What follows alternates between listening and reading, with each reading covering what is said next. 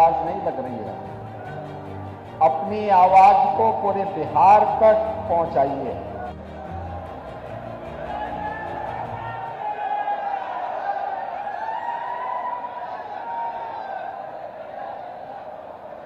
संसद में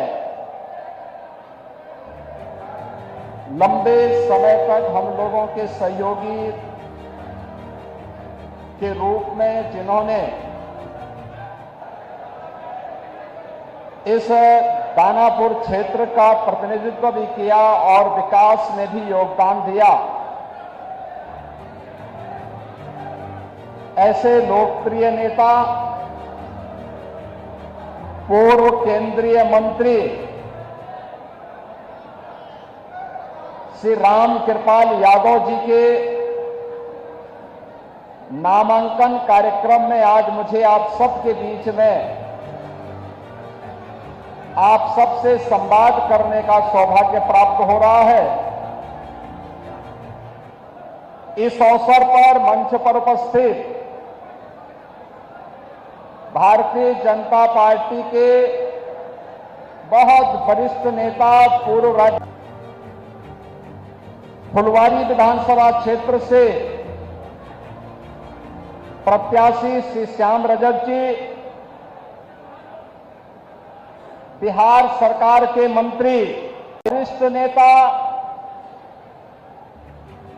सम्मानित श्री राजेंद्र सिंह राठौर जी, दिल्ली विधानसभा के माननीय सदस्य श्री अनिल शर्मा जी,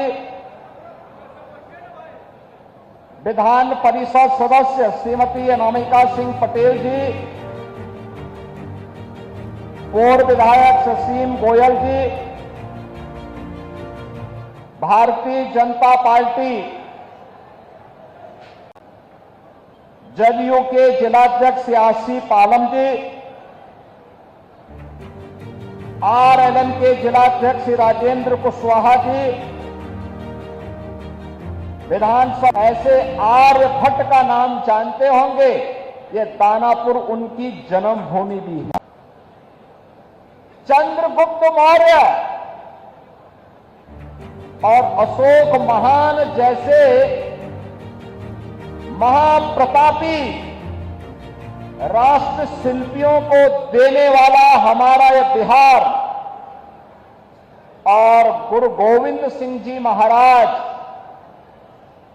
की पावन जन्मभूमि के रूप में भी हमारा यही बिहार और यही क्षेत्र जाना जाता है कि देहु सिहा पर देहु शिवावर मोही है, शुभ कर्मन ते कबहू न टरो। यानी गुरु गोविंद सिंह जी का यह अमर वाक्य आज भी हर भारतीय को एक नई प्रेरणा प्रदान करते हैं। और ये यहां की धरती इस बात की गवाह है कि गुरु गोविंद सिंह जी महाराज जब पटना साहिब से उनको बाहर जाना हुआ तो पहला पड़ाव यही दानापुर उनका रहा है। बचपन में उनका पहला पड़ाव यही दानापुर बना था। बहनों और भाइयों, उत्तर प्रदेश और बिहार एक आत्मा का संबंध है, एक संस्कृति का संबंध है और एक संकल्प का भी संबंध है। ये संबंध उसी प्रकार से टूट है जैसे भगवान राम और मां जानकी का संबंध अटूट है। आज डबल इंजन की सरकार बिहार में फिर से स्थापित हो और डबल इंजन सरकार में बिहार की गति डबल स्पीड से आगे बढ़ती हुई दिखाई दे। जो कार्य पिछले 20 वर्षों में माननीय श्री नीतीश कुमार जी के नेतृत्व में डबल इंजन की एनडीए की सरकार ने करके दिखाया है, वह गति, वह स्पीड इसी प्रकार से बनी रहे इसके लिए अपने बिहार के बहनों और भाइयों का आह्वान करने के लिए आज मैं यहां दानापुर से आह्वान करने के लिए आपके बीच में आया हूं। आपने देखा होगा कौन वे लोग थे जिन्होंने बिहार की ज्ञान भूमि को, बिहार की इस आध्यात्मिक ज्ञान भूमि को परिवारवाद और अपराध की भूमि बना करके यहां के हमारे नौजवानों के सामने पहचान का संकट खड़ा कर दिया था। यहां विकास के नाम पर उस कालखंड में किस प्रकार की अराजकता फैलाई गई थी,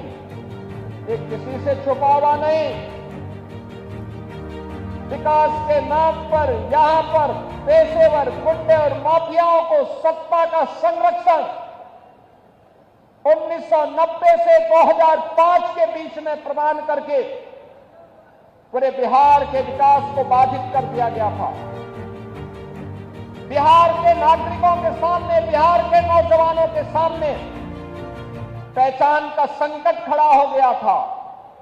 और वह व्यक्ति बिहार से प्लान कर रहा था जिसके मन में एक भाव था बिहार के बारे में कुछ करने की, बिहार को आगे बढ़ाने की